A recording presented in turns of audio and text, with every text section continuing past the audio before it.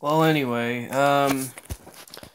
so yeah, let's talk about the race weekend. Kind of sucked. Not gonna lie, wasn't the greatest. Kind of all started Friday afternoon with the ARCA race. Not much happened most of the race. Only 18 cars showed up.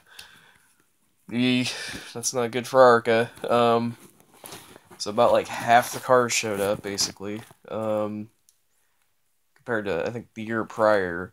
Um, but we did get a good finish out of it, mostly because Ty Majeski, has talent, and how Riley Herbst doesn't. So he got the lead with two tires and was able to pull away from Riley Herbst.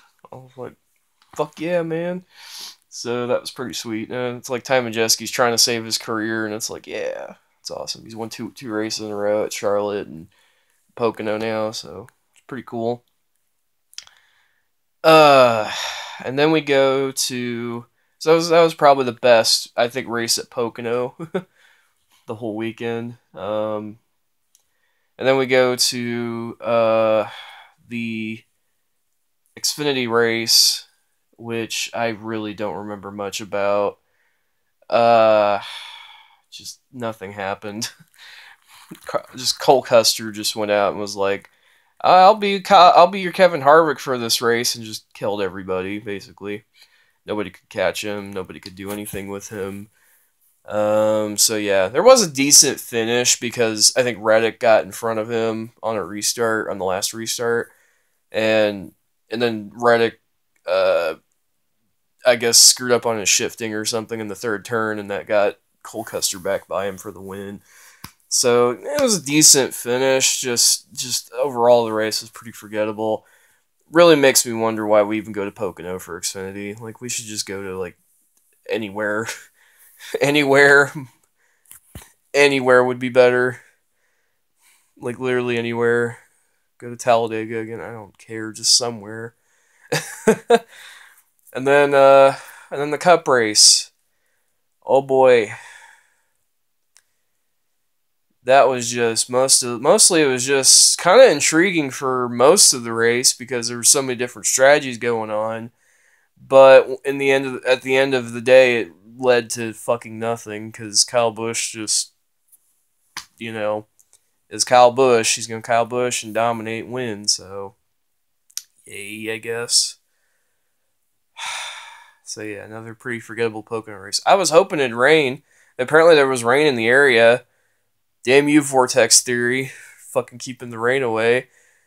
Could have had a pretty awesome finish. If not, we could have had a different winner for fuck's sake, at least. We could have had, like, Byron or Daniel Suarez get a win if the rain had come, like, right about then when they were leading. But no, we couldn't get something nice. Had to get Kyle Busch's gajillionth freaking win and tie Rusty Wallace and then talk about how he's better than the king and all that shit. And I'm just done with that. I'm so fucking done with that shit. I really am. I'm so done with Kyle Busch right now. I was actually getting kind of happy that Truex was winning races there for a little bit, just so people would shut the fuck up about Kyle Busch. Nope, he's got to go out and win again because he's Kyle fucking Busch. But whatever.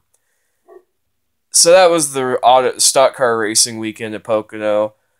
Almost all the races were pretty shit except for ARCA, which had a decent finish and some intrigue. And then the finish, the last restart at Pocono for Xfinity was kind of interesting.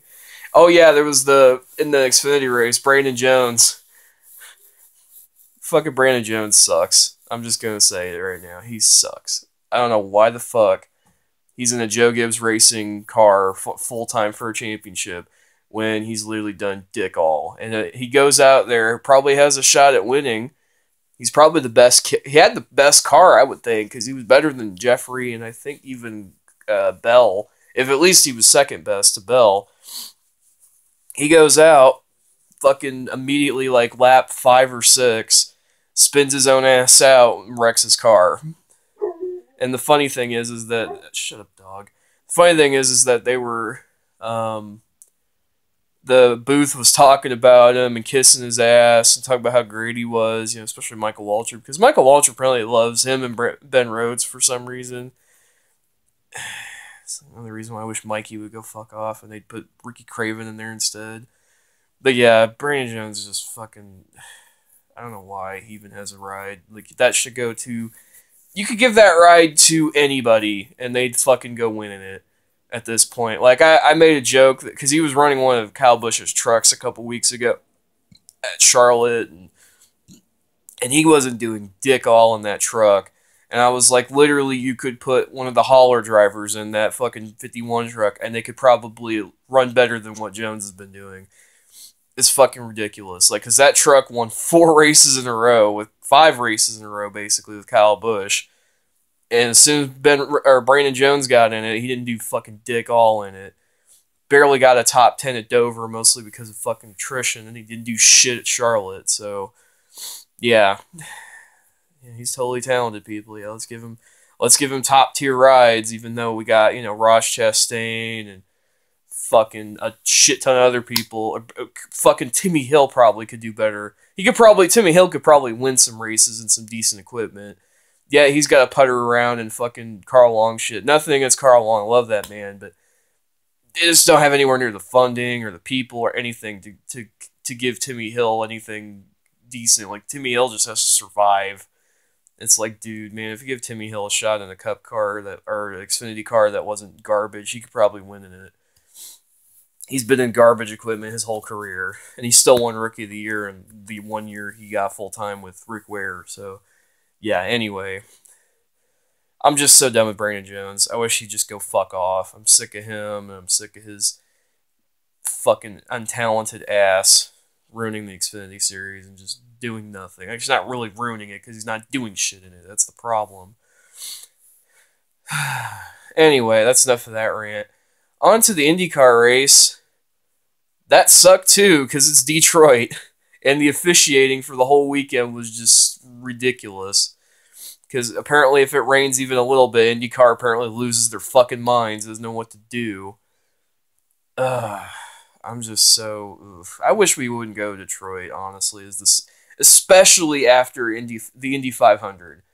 It's like a complete fucking wet fart after what an amazing month we have in May at Indy. And we go to Detroit and just nothing. You can't pass. Especially in the rain. Nobody could pass. They couldn't do anything. Scott Dixon couldn't get around the goddamn track because of how fucking terrible it was with the rain. Yeah.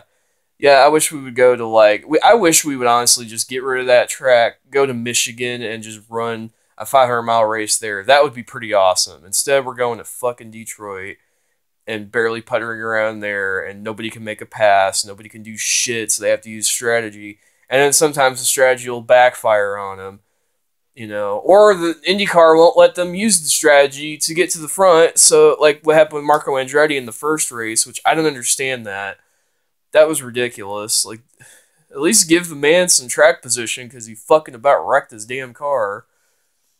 Yeah, so that race sucked. The first one sucked because IndyCar had their heads up their asses, not knowing what the fuck to do with the rain, and they cut the race in half, so we barely had much of a race. I'm happy for Joseph because he got a win, but it just didn't seem legit because it wasn't even half the race, if that, And we had Rossi was trying, but just he couldn't pass. You couldn't fucking pass because of how fucking narrow the track usually is. And then on top of that, it was wet everywhere, and everybody was on slicks by that time. So you couldn't literally pass anybody without wrecking them. It was ridiculous. And then you go to the second race, not much better, At least it didn't rain, but there were still some really questionable calls. NBC's coverage decided to just shit the bed there with about 10 to go, which was ridiculous. That's like the second time that's happened this year. That happened in St. Pete, the first race of the season. They really need to get their shit together when it comes to that. It's like, I love NBC. Their commentating crew is great. Their pit report, they're great with covering the IndyCar. Like, way better than Fox's with NASCAR, honestly. They're way more consistently good. But when they have these audio, the audio was off at one point. There was the crash there, of their system for a little bit.